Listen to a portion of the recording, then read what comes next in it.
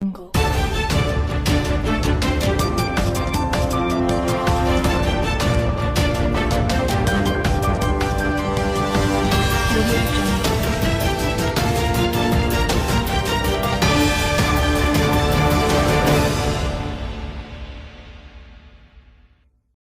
45 నుంచి రాజకీయాల్లో ఉన్నా. చాలామంది రాజకీయ నాయకులను చూశా. నా జీవితంలో ఎప్పుడు కూడా ఇలాంటి రాజకీయ పార్టీని నేను చూడలేదు. దీనికి మీరు ఆలోచిస్తే ఇంతవరకు ఏ రాజకీయ పార్టీకైనా టీవీ ఉందా అని అడుగుతున్నా. ఉందా ఎవరికైనా? తెలుగుదేశానికి టీవీ ఉందా? పవన్ కళ్యాణ్కి టీవీ ఉందా? బీజేపీకి టీవీ ఉందా? ఎవరికుంది టీవీ రాష్ట్రంలో?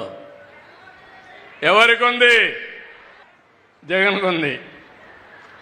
ఎవరికైనా పేపర్ ఉందా ఈ రాష్ట్రంలో? ఎవరికైనా ఉందమ్మా? ఎవరికుంది పేపరు? ఎందుకుంది పేపరు అంటే పేపరు టీవీ పెట్టుకొని తప్పుడు వార్తలు వేయడానికి అది ఒక పేపర్ పెట్టుకున్నాడు, టీవీ పెట్టుకున్నాడు. నేను అడుగుతున్నా మిమ్మల్ని ఒక విషయం, ఎవరైనా నేరాలు చేసి ఘోరాలు చేసి రాజకీయాల్లో మనుగడ సాధించారా? ఇంతవరకు ఎవరన్నా చేసినట్టు సాధించారమ్మా? నేను అడుగుతున్నా మీకు. అందులో ఈస్ట్ గోదావరి జిల్లాలో ఎవరన్నా మర్డర్లు చేసేవారంటే రానిరు, ఇక్కడికి జిల్లాకే రానిరు. అలాంటివన్నీ కూడా ఈరోజు నేర చరిత్ర కలిగిన వాళ్ళు రాజకీయాల్లోకి వచ్చేశారు.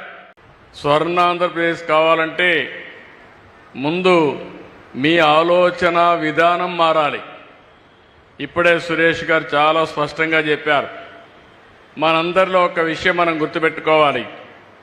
మన ఇంట్లో చెత్త తీస్తాం, ఎక్కడ వేస్తామంటే రోడ్డు మీద వేస్తాం.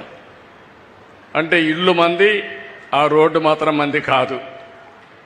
అక్కడి నుంచి ఆ ఇంట్లో రోడ్డు మీద ఉండే చెత్త అంతా కుళ్ళి మళ్ళీ ఆ వాసన రూపాన మీ ఇంటికే వస్తుంది.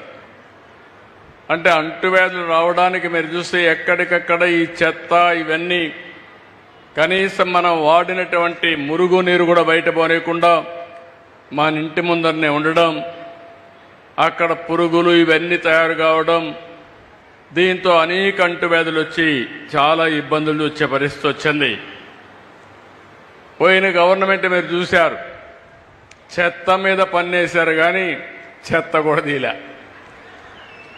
మామూలుగా 85 లక్షల మెట్రిక్ టన్నులు చెత్త అన్ని టౌన్స్లో పరేసి మున్సిపాలిటీని చెత్త చేసి వదిలిపెట్టారు.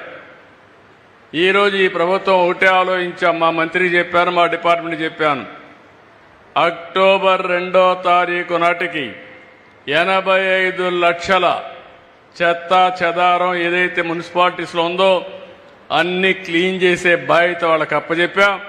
తప్పకుండా 100% జయప్రదం అవుతుందని చెప్పి మీ అందరికీ హామీ ఇస్తున్నా.